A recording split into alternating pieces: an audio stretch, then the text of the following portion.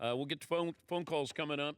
Email address dp@danpatrick.com. Twitter handle at DP Show. Busy man, Brian Windhorst, kind enough to join us, ESPN senior NBA writer. Your reaction when you got that text or tweet was what, Brian? Well, there was nothing. I mean, when I say nothing, I had no indication at all. Very rarely are people in my business totally surprised by a transaction. A lot of times we can't say everything we know. A lot of times we don't see all four corners of it. So we'll hear something come out and we'll go, I see the pieces fall in place. It is very unusual that there's a transaction like this that comes clear out of the blue. There was nothing, zero in the world, in our world about this. And I think as far as I believe the people that are telling me, I mean, I reserve the right to say I have new information, but I don't think the players knew either. I really, really don't believe that. I know that that's hard to believe, but that's how rare of an instance this is. And we're also talking about a situation where two in their prime star players are traded for each other. That does not happen.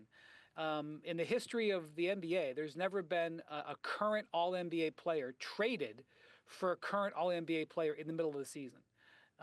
We've definitely seen star players get traded. We have definitely seen shock star players get traded. We've never seen star for star like this. When it involves the number one most popular franchise in the NBA and one of the most in the world. So the sequence of one-off events here is pretty remarkable. Okay, but do we know the why? Like, why did this happen? Yeah, so I know that there's a desire to say there must be more to it. And I don't have all of it. I can't say that there isn't. But I honestly believe the Mavericks came to a decision after really going through a frustrating year with Luka. It has been a very frustrating year. And just to reset that, they're coming off the finals. Luka comes to camp and immediately gets hurt. Now, I'm not a doctor. I don't know everything about that injury, but I think they were frustrated that he had that injury, and they thought that maybe he wasn't necessarily ready for camp. After he gets that injury, he gets out of shape. Out of shape to the point that when he comes back and plays healthy with the injury, they say he's shut down for a hand injury, and he was injured with that, but he also was getting in better shape. When he came back, he had allowed himself to get more out of shape. Comes back, starts playing well again, and then repeats the injury. And again, I'm not a doctor. I'm not going to tell you that was physical conditioning, but I suspect that they felt that they were not thrilled with the conditioning. So they go through a very frustrating year, but it's on top of other frustrations they had. And this summer, he's going to be in position to sign a $350 million Supermax contract. Now, most of the time, teams celebrate when a player qualifies for this. The Oklahoma City Thunder, for example, Shai Gilgeous-Alexander has qualified for the Supermax. I believe he's eligible to sign it at 6 p.m. on June 30th. I promise you the paperwork will be in his hands. Whether or not he signs it, I'm sure he will. When he signs, I don't know, but I'm promising you the Thunder are going to fall all over themselves to get this guy locked up for that $300 million deal. Jason Tatum, they were ready to go with the $300 million deal. They couldn't have been more excited to get this guy locked up. The whole purpose of that being in the CBA is so that you have a superstar player. He is outrageously incentivized to the tune of $100+ million to stay with your team. It is basically the Kevin Durant rule, the LeBron James rule, so that those guys will not leave for nothing. And even if you weren't 150% sure you wanted to give him the money, the conventional wisdom would be you give him the contract anyway, so that if you want to trade him, you trade him with the 5 years on the contract so that the player can't leverage you in a trade. That's what happened with Dame Lillard. Lillard signs his 5-year contract, then the Blazers trade him so that he couldn't say, you got to trade me to Miami. They can trade him to the best place, which was Milwaukee in that case. Okay. And so for the Mavericks to do this now, it means that they didn't even want to enter into that contract with him.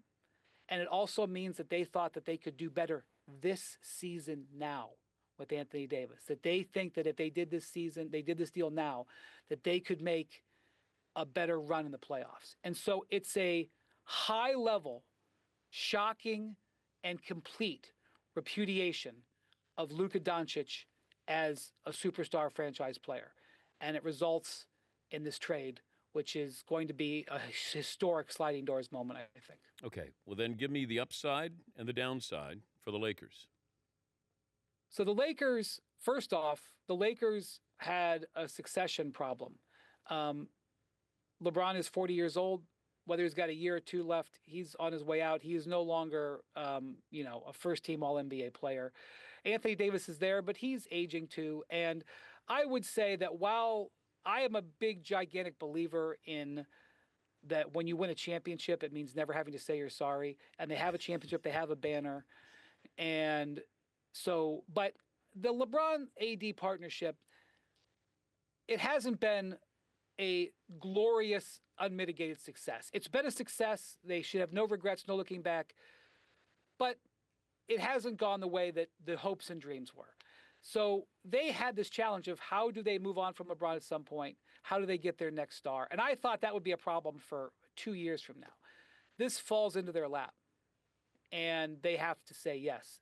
The direction of the franchise was not, let's try to acquire Luka Doncic in 2025.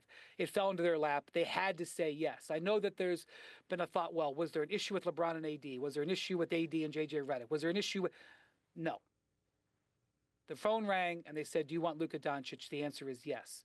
And not only that, while you are recognizing that you are acquiring a player the other team is giving up on, they can now sign him to a contract this summer, Dan, that's $100 million less than what it would cost the Mavericks, because he will not qualify for the Supermax. And you get a 25-year-old megastar on a quote-unquote discount. He does have issues, warts, whatever. It's an absolute no-brainer for the Lakers. They had to say yes. If they didn't say yes, everybody in the organization should have been fired. So that's where they are. That's where they are going forward. They are in a different reality now than they were 5 days ago. Their team is different. They got problems. They got to fix their roster. But they're no longer thinking about LeBron and AD. They're now thinking about number 77 going forward. We're talking to Brian Windhorst, ESPN senior NBA writer. I couldn't help but think of David Stern. Would David Stern have green-lighted this? Oh, absolutely. Because he saw it as an opportunity to get Luka Doncic into the Lakers for the next 10 years. I mean, I'm hearing from, I was talking to some NBA executives yesterday, and they're like, Jesus Christ, the freaking Lakers, blah, blah, blah. And, and they're like, your bosses probably love it. And I go, you're damn right. Yeah, that's true. And so the opportunity for the Lakers to, and this has happened throughout our whole lives, Will Chamberlain, Kareem Abdul-Jabbar, Shaquille O'Neal. I mean, forget about the guys they drafted. Forget about Kobe and Magic, Worthy. We're talking about guys that mid-career, LeBron, Paul Gasol, mid-career arrived in L.A., however it happened, and has labeled the franchise to continue its run of dominance. I was talking to one executive yesterday, not from the Clippers, and he was like, man, I feel for the Clippers today. They're about ready to get rid of LeBron. They've got this gorgeous arena. They're establishing their own franchise. They're having this really positive. They're neck and neck. They're about to pass the Lakers in the standings. If they win tomorrow, they're playing here in L.A. And then they get hit with this right hook that Luka Doncic is now going to be a Laker for the next decade. So, but I do think on the whole, on the balance, maybe not to somebody in Oklahoma City or Minneapolis, it's an incredible development for the league, with the belief that Luka fulfills his potential, which is what the Mavericks are saying they don't think will happen. Bigger shock when Jordan went to play baseball or this Luka Anthony Davis deal? Jeez, Dan, you'd be better to answer that. I mean, when Jordan went to play baseball, it was one of those things that was so crazy. I mean, people to this day are still trying to come up with a conspiracy theory for that. That was a bigger shock, I guess, because Michael was in his career, middle of his career, and he went to go play minor league baseball. But this is a bigger shock in terms of the effect that it had. Not effect on the league isn't even accurate. I guess Jordan was the bigger shock, but now we get to watch these players still play. Jordan left the league. The league, was hurting from it. The league, in theory, can benefit from it. I know you're busy. Thanks for making time. Thanks, Dan. Have a great week out there. That's Brian Windhorst, ESPN senior NBA writer.